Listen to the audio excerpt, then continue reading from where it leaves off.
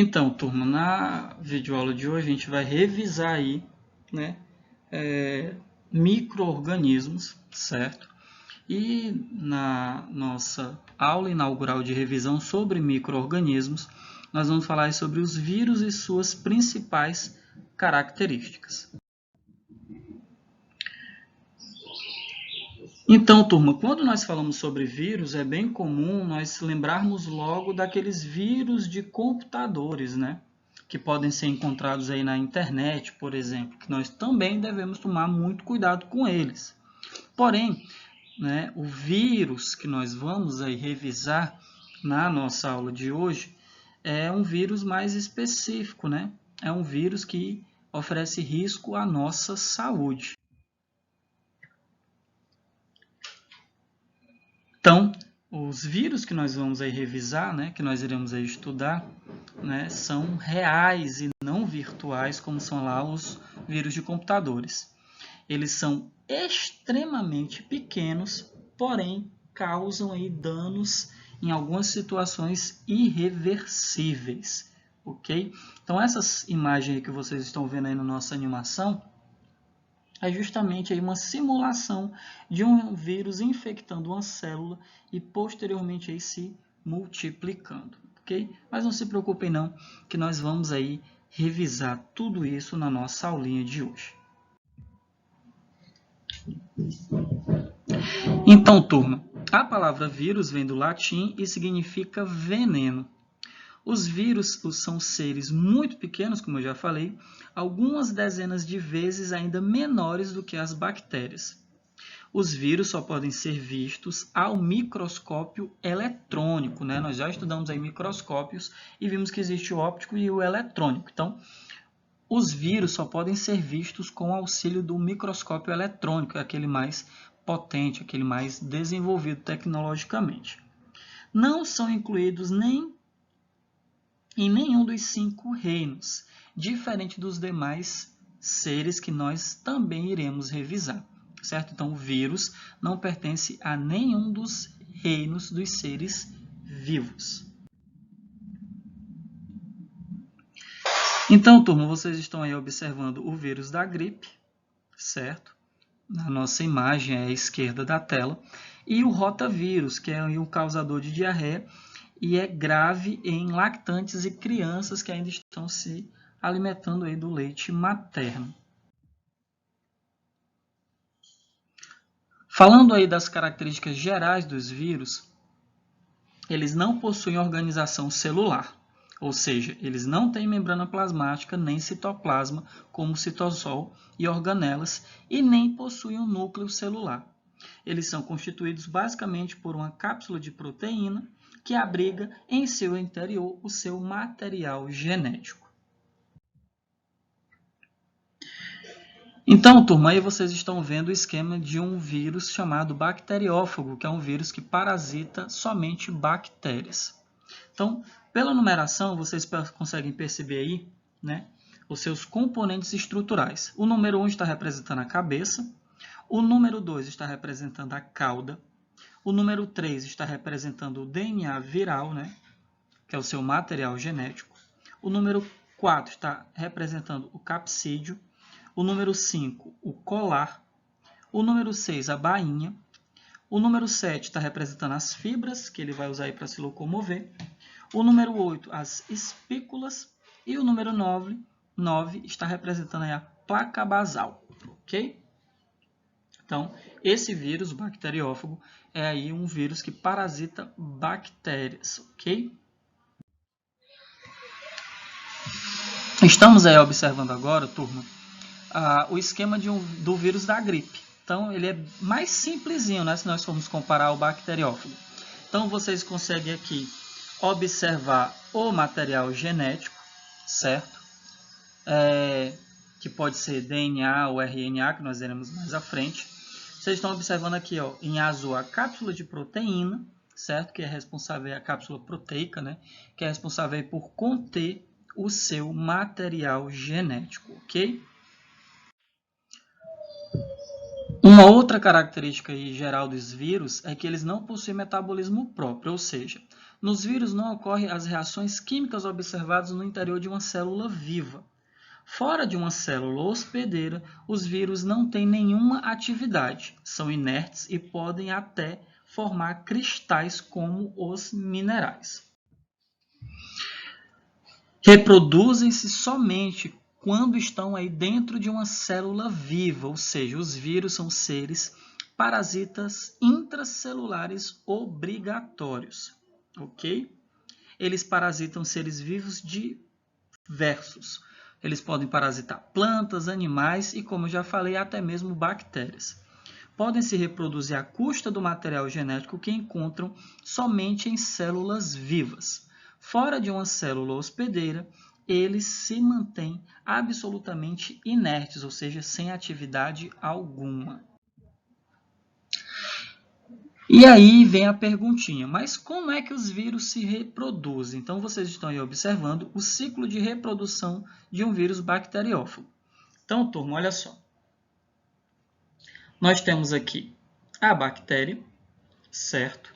Vocês estão observando aqui, ó, a bactéria.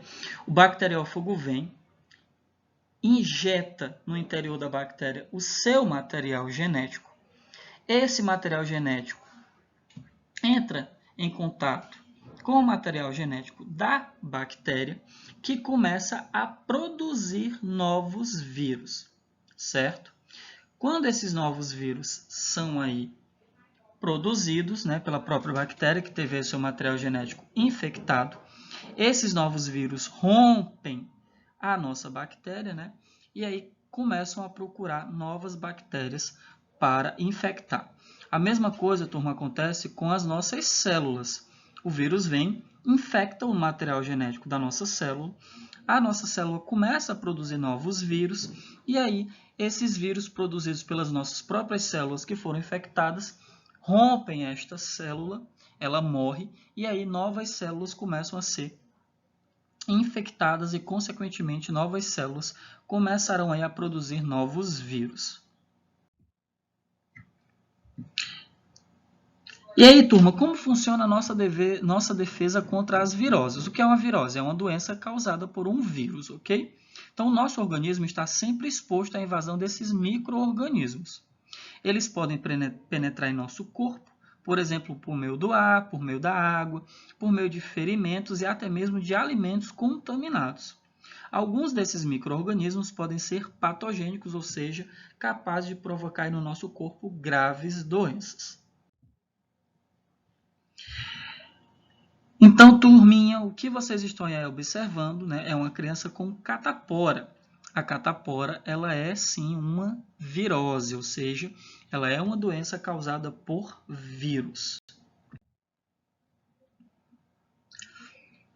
E aí, turma, o nosso sistema imunitário ou nosso sistema imunológico, como é que ele funciona, né? Como é que ocorre essa defesa? As proteínas que formam as cápsulas dos vírus são diferentes das proteínas existentes no nosso corpo.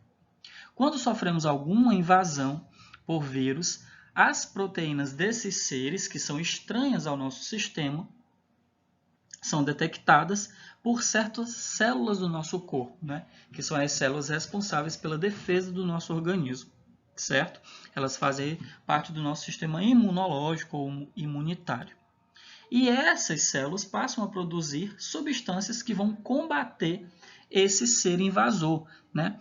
Que são aí os nossos anticorpos. Os nossos anticorpos produzem substâncias essas que vão aí atacar em cheio, né, esses seres estranhos que invadiram o nosso corpo.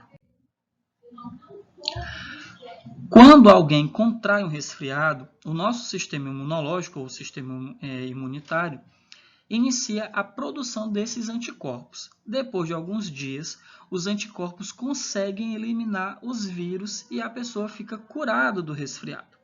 Porém, lembrem-se que os anticorpos têm ação específica, ou seja, somente atuam no combate ao micro-organismo para o qual foram produzidos. E aí, turma, vamos falar um pouquinho sobre as vacinas, né? Que são justamente muito utilizados na prevenção de algumas doenças.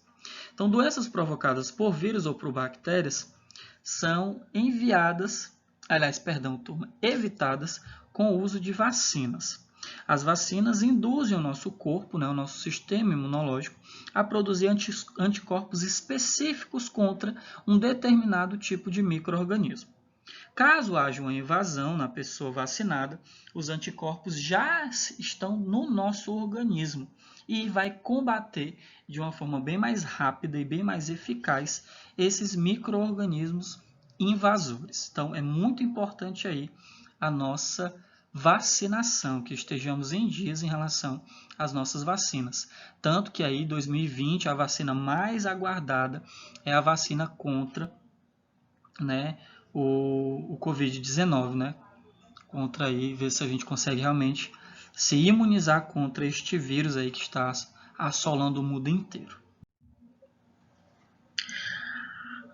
Além das vacinas, turma, existem os soros, e existe uma diferença entre eles. Então, observe um detalhe.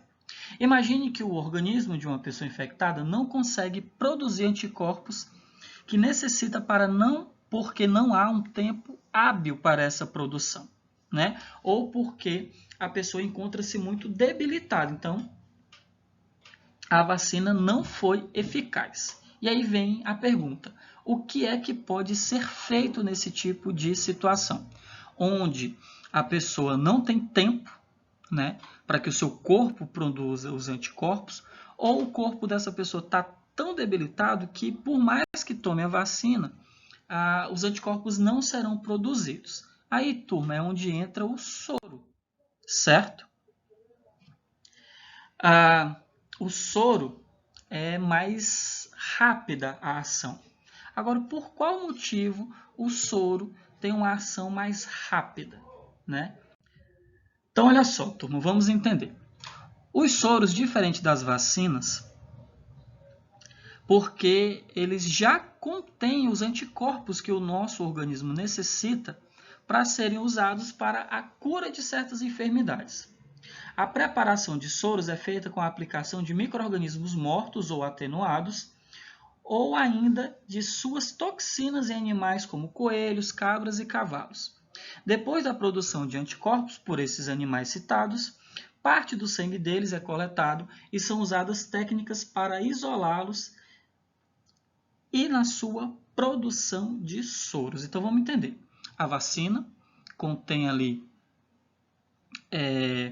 partes do micro-organismo, Esse micro-organismo vai estar morto, vai estar inerte, ele não vai atacar as células do nosso organismo, ele não vai infectar, mas a vacina ela vai induzir o nosso corpo a produzir anticorpos, e isso demanda tempo. Já no caso do soro, não. O soro contém os anticorpos que vão ser necessários para o combate daquela enfermidade, certo? Então, o soro não induz o nosso corpo a produzir anticorpos. O soro já contém esses anticorpos, ok? E aí, turma, falando aí sobre viroses. Como eu já expliquei para vocês, viroses são doenças que são causadas por vírus.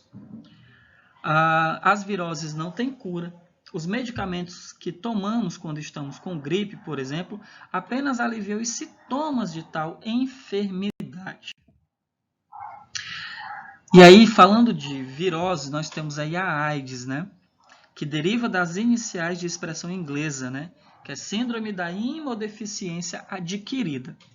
É atualmente uma das mais preocupantes enfermidades em todo o mundo, Então, turma, lembrem-se que a AIDS, por muito e muito tempo, ela foi um dos principais preocupações dos cientistas, porque ela, como já foi falado anteriormente, não tem cura, O vírus que causa a AIDS é conhecido como HIV, que significa vírus da imunodeficiência humana. Os portadores do HIV, que o vírus ele pode ser encontrado no sangue, e de acordo com o sexo, ele também pode ser encontrado no esperma, em homens, ou nas secreções vaginais e até mesmo no leite, em caso das mulheres. A transmissão ocorre por meio de relações sexuais com parceiros portadores do vírus ou até mesmo de transfusões de sangue com o sangue contaminado. Mulheres grávidas portadoras do HIV podem transmitir o vírus para o feto através da placenta ou até mesmo por meio da amamentação. Estamos vendo aí a representação esquemática das principais características estruturais do vírus HIV, que é o causador da AIDS, certo? Então, esses vírus, galera, eles atacam os linfócitos, que são as células justamente que produzem os anticorpos, né? Esse aí é o principal problema de pessoas que são soropositivas, né? O que é uma pessoa soropositiva? É um portador do vírus HIV, ok?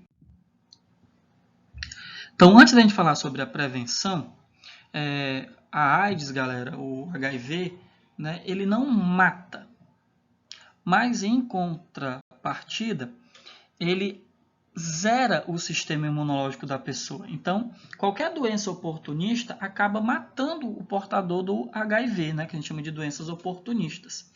Então, a gente tem que tomar muito cuidado. Então, qual seria a prevenção? Usar sempre preservativo nas relações sexuais, certificar-se da procedência e da qualidade do sangue a ser utilizado durante uma transfusão sanguínea, certo? E sempre esterilizar agulhas e seringas empregadas em injeções ou utilizar agulhas e seringas descartáveis. Então, tem que se tomar muito, mas muito cuidado, porque o HIV, como eu falei anteriormente, ele ataca os linfócitos e quando esses linfócitos deixam de existir, o sistema imunológico da pessoa zera. E aí qualquer doençazinha, que a gente chama de doença oportunista, acaba matando o portador do vírus HIV. Temos também a dengue, que também é uma virose. Ela é causada por um vírus transmitido aos seres humanos pela picada da fêmea do mosquito Aedes aegypti. Então, só quem contém aí esse vírus, só quem transmite o vírus são as fêmeas, porque elas se alimentam de sangue. Prevenção, combatendo-se os mosquitos transmissores. E para isso, turma, devemos evitar o acúmulo de água no interior de garrafas, latas vazias e pneus. Devemos sempre tampar a caixa d'água e usar telas de proteção para que o mosquito não entre em nossas casas. Uma outra virose é a febre amarela, que é causada por um vírus que também pode ser transmitido pelo Aedes aegypti. A prevenção compreende as mesmas que nós falamos anteriormente. Existe vacina para a febre amarela, mas não existe vacina para a dengue. E temos aí a gripe, né? O vírus da gripe é transmitido por gotículas de saliva ou de secreções respiratórias eliminadas no ar, que podem ser eliminadas por meio de tosses, espirros, até mesmo pela fala. Quando nós estamos falando, turma, nós eliminamos aí gotículas, né, de saliva no ar, certo? Prevenção, existe vacina contra a gripe. Ela pode ser tomada uma vez por ano com a devida orientação médica, pois não é recomendada a pessoas portadoras de certas alergias. Então, turma, falando da gripe, essa forma aí de transmissão é muito parecida, ela é muito parecida, não é idêntica à Covid-19, certo? Então, é sim importante o uso de máscara, é importante se higienizar as mãos, tomar muito cuidado quando nós precisarmos sair de nossas residências, né? Sempre respeitando aí o distanciamento social, porque muitos ficavam dizendo, é uma gripezinha qualquer, e não é, né? Os sintomas são bem mais severos, o risco de morte é muito maior, né? Até porque é um vírus novo que ainda está sendo estudado, então muita coisa ainda é nova, muitas informações ainda são desconhecidas, então cuidado, turma. E aí o resfriado, turma. O resfriado é causado por um outro tipo de vírus, diferente do vírus da gripe, que é transmitido ao ser humano da mesma maneira que nós falamos anteriormente. Os cuidados aí que nós devemos ter é repouso, boa alimentação, né, para que o nosso sistema imunológico reaja de forma mais rápida, ok?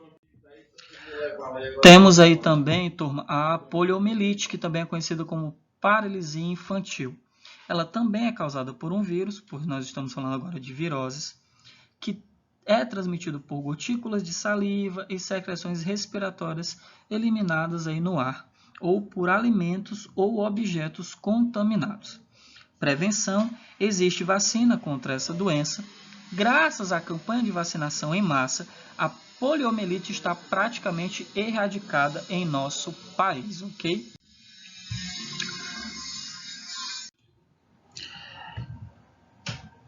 E aí, turma, os vírus, eles não são somente vilões não, viu? Nós também podemos utilizar os vírus como nossos aliados.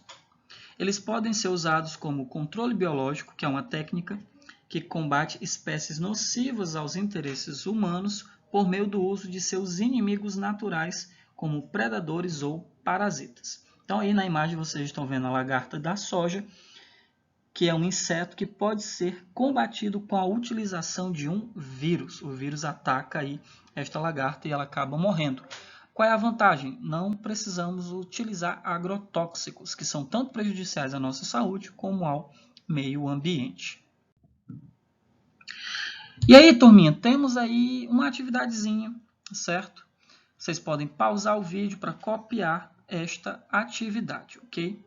Quando é que ela vai ser respondida? Quando nós estivermos com a nossa aula ao vivo. Então, temos aí, ó, primeira questão. Considerando os vírus, item A, cite duas características exclusivas desses seres que não sejam verificados nos seres vivos de uma forma geral. E o item B, cite duas características dos vírus que permitem considerá-los como seres vivos, ainda que relativamente pouco complexos. Segunda questão. Vírus reproduzem-se no interior de tubos de ensaio contendo caldo nutritivo esterilizado. Você concorda com essa afirmação? Explique sua resposta. Terceira, diferencie vacina de soros usando as palavras anticorpos, prevenção e cura. E a nossa quarta e última questão, cite 3 maneiras eficazes de prevenção contra a AIDS. Então, turma, forte abraço, foco nos estudos e até a nossa próxima aula.